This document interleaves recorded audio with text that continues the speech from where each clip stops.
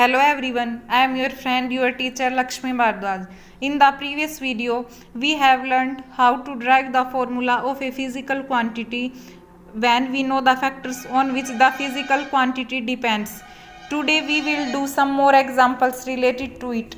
Before starting the video, if you like this video, please press on like button, subscribe this channel and share this video as more you can. So let us start. First example, तो हमें क्या दे रखा है, P is equal to B minus X square by A T.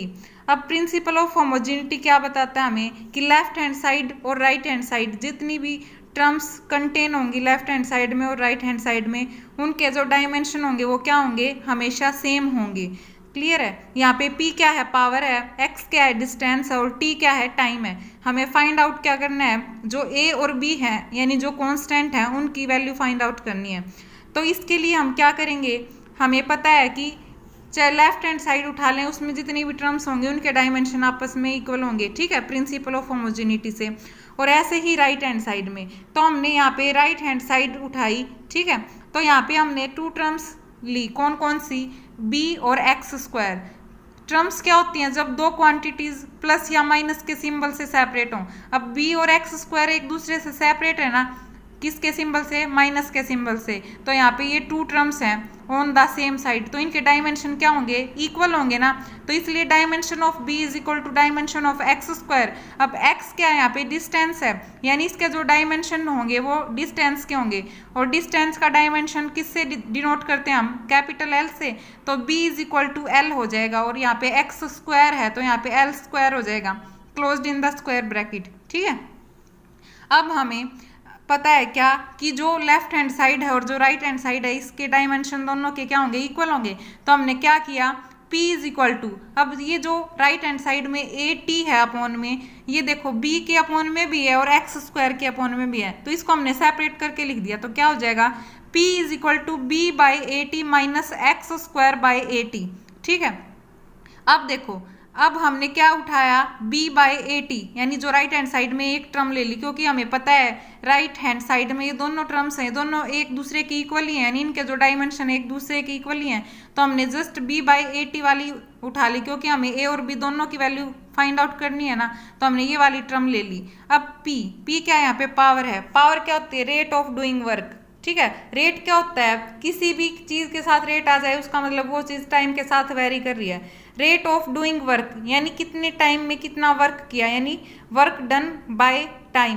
Clear है। अब work का dimensional formula क्या होता है, MLT माइनस 2, ठीक है। और अपॉन में क्या है, टाइम। टाइम के लिए हम कैपिटल T यूज करते हैं। जब कैपिटल T को हम ऊपर लेके जाएंगे तो पावर का डायमेंशनल फॉर्मूला क्या आ जाएगा, ML raise to power 2 T raise to power minus 3 is equal to b by A T है ना, और b का हमने अभी अभी निकाला है, क्या आया था dimensional formula, L square upon में क्या है, ए टी, और a क्या है, कांस्टेंट टर्म है, और t यानी जो स्मॉल t है वो टाइम है, तो उसके डायमेंशन किसके होंगे, टाइम के, यानी कैपिटल T। क्लियर है इतना। अब देखो, हमें तो स्मॉल a यानी कांस्टेंट a की वैल्यू चाहिए, तो हम क्या करेंगे, स्मॉल a को हम लेफ्ट हैंड साइड में भेज देंगे, और ये जो ML रेज टू पावर 2 और T raise to power minus 3 है इसको अपॉन में लेके आ जाएंगे। अब जब हम इनको सोल्व करेंगे तो L स्क्वायर से L स्क्वायर कैंसिल हो जाएगा ऊपर और नीचे, हमारे पास क्या रह गया, a is equal to 1 upon m T raise to power minus 2। Clear. अब क्या आ जाएगा, जब हम m को ऊपर लेके जाएंगे और T raise to power minus 2 को ऊपर लेके जाएंगे तो हमारे पास ओवरऑल डायमेंशनल फॉर्मूला क्या आ गया, m raise to power minus 1 T raise to power 2 और L raise to power 0 closed in the square bracket. Next example क्या है हमारे पास, the force applied on an object in given time t is given by, मतलब force की value दे रखी है जो किसी ऑब्जेक्ट के ऊपर एक्ट कर रहा है, क्या वैल्यू दे रखी है, F is equal to A T square plus B T cube plus C T raise to power 4। अब यहाँ पे कांस्टेंट टर्म्स क्या क्या हैं, a b और c। यहाँ पे हमें a b और c की वैल्यू फाइंड आउट करनी है, क्योंकि ये तीनों क्या हैं, कांस्टेंट टर्म्स हैं। अब देखो, प्रिंसिपल ऑफ होमोजेनिटी क्या कहता है कि dimension on left hand side terms and dimension on right hand terms, ठीक है, विल बी सेम और इक्वल। तो यहाँ पे क्या करेंगे हम, यहाँ पे देखो लेफ्ट हैंड साइड में हमारे पास कितनी टर्म है, एक ही है ना, f, और राइट हैंड साइड में कितनी है, 3 है, A T square, B T cube और C T raise to power 4। तो हम बारी बारी इनको इक्वल रखेंगे, यानी इनके डायमेंशन किसके इक्वल रखेंगे, एफ के। तो सबसे पहले A T square is equal to F, clear है। यहाँ से हमें ए की वैल्यू पता चल जाएगी, कैसे, हम ए और टी स्क्वायर को अलग अलग स्क्वायर ब्रैकेट में लिख सकते हैं। अब क्या करेंगे, टी स्क्वायर को हम एफ के अपॉन में ले आएंगे, और टी क्या है, ये टाइम के लिए है, तो क्या सिंबल यूज करेंगे हम, कैपिटल टी। और फोर्स का डायमेंशनल फॉर्मूला हमें पता है क्या होता है, M L T raise to power -2। अगर आपको डायमेंशनल फॉर्मूला में प्रॉब्लम हो रही हो तो आप प्रीवियस वीडियो जाके देख सकते हो, प्लेलिस्ट मिल जाएगी आपको, जिसमें हर फिजिकल क्वांटिटी के मैंने डायमेंशनल फॉर्मूला डिटेल में करवा रखे हैं। So please go for playlist. तो यहाँ पे हमने क्या किया, एफ का डायमेंशनल फॉर्मूला लिख दिया, और जो स्मॉल टी है यानी टाइम के लिए उसका लिख दिया टी स्क्वायर, ठीक है। अब जब हम इस टी स्क्वायर को ऊपर लेके जाएंगे तो बेस सेम होने के कारण जो टी की पावर से वो ऐड हो जाएंगी, तो क्या हो जाएगा, M L T raise to power -4, clear. तो यहाँ से हमें ए यानी जो ए कांस्टेंट है उसका तो डायमेंशनल फॉर्मूला पता चल गया। अब हम बी और सी के और निकालते हैं। अब बी टी क्यूब को हम फिर से कैपिटल एफ के इक्वल रख देंगे, क्योंकि हमें पता है ना लेफ्ट हैंड साइड और राइट हैंड साइड के जो जितनी भी टर्म्स होंगी उनके डायमेंशन क्या होंगे, इक्वल होंगे, by using principal of homogeneity. अब बी टी क्यूब है, इसको हमने अलग अलग लिख लिया जैसा हमने ए के लिए किया था। तो B in the close square bracket into में T cube close in the square bracket is equal to capital F. अब बी की वैल्यू चाहिए तो एफ अपॉन में टी क्यूब हो जाएगा। एफ का डायमेंशनल फॉर्मूला में पता है क्या होता है, M L T raise to power -2। और ये जो टी क्यूब है स्मॉल टी टाइम के लिए है, तो यहाँ पे कैपिटल टी सिंबल यूज होगा टाइम के लिए, टी क्यूब, क्लियर है। जब अब टी क्यूब को ऊपर लेके जाएंगे तो क्या हो जाएगा, M L T raise to power -5। ऐसे ही सी के लिए निकालेंगे तो जो C T raise to power 4 है वो किसके इक्वल हो जाएगा, कैपिटल एफ के।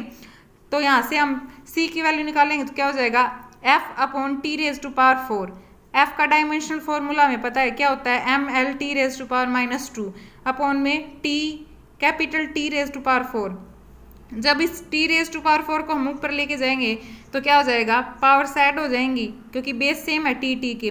तो M L T raise to power -6। तो यहाँ पे हमने 3 जो कांस्टेंट थे ए बी सी उनको फाइंड आउट कर लिया, कैसे, जो लेफ्ट हैंड साइड थी और जो राइट हैंड साइड थी उनमें जो टर्म्स थी उनके डायमेंशन को इक्वेट करके, ठीक है।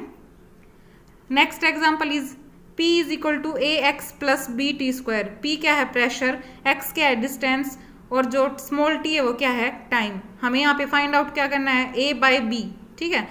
तो देखो अब हमें पता है by using principal of homogeneity क्या, कि जो P है लेफ्ट हैंड साइड में उसके डायमेंशन किसके इक्वल होंगे, जो राइट हैंड साइड में जो 2 टर्म्स हैं ए एक्स और बी टी स्क्वायर, ठीक है, 2 टर्म्स है ना ये, तो इनके इक्वल। तो यहाँ पे हम सबसे पहले प्रेशर को किसके इक्वेट करेंगे, ए की वैल्यू फाइंड आउट करने के लिए, ए एक्स के, ठीक है।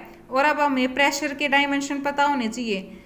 तो प्रेशर क्या होता है, force per unit area. Force का क्या होता है, dimensional formula M L T raise to power -2, ठीक है, अपॉन में एरिया का क्या होता है, एल स्क्वायर।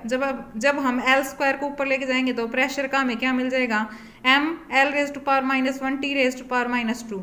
ऐसे ही dimension of A X, A तो कांस्टेंट है, इसका कोई डायमेंशन नहीं होगा, एक्स डिस्टेंस है तो कैपिटल एल। अब यहाँ से हम ए की वैल्यू फाइंड आउट कर लेंगे, कैपिटल एल को हम लेफ्ट हैंड साइड में लेके चले जाएंगे, ठीक है, तो ये अपॉन में आ जाएगा। तो ए का जो डायमेंशनल फॉर्मूला है उसका हमें क्या मिलेगा, M L raise to power -2 T raise to power -2, clear. ऐसे ही हम बी का फाइंड आउट करेंगे।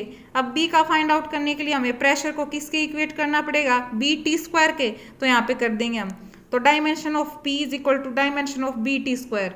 अब P यानी प्रेशर है तो वही हो जाएगा dimension formula, M L raise to power -1 T raise to power -2 is equal to B constant है, इसका कोई डायमेंशन नहीं होगा, टी स्क्वायर, टाइम के लिए कैपिटल टी सिंबल यूज करते हैं और स्क्वायर, क्लियर। अब यहाँ से B की वैल्यू फाइंड आउट करनी है तो क्या हो जाएगा, M L raise to power -1 T raise to power -2 ऊपर है ही, अपॉन में आ जाएगा टी स्क्वायर। जब हम इसको सोल्व करेंगे ऊपर ले जाके टी स्क्वायर को तो पावर से ऐड होके क्या हो जाएगा, B का M L raise to power -1 T raise to power -4 closed in the square bracket.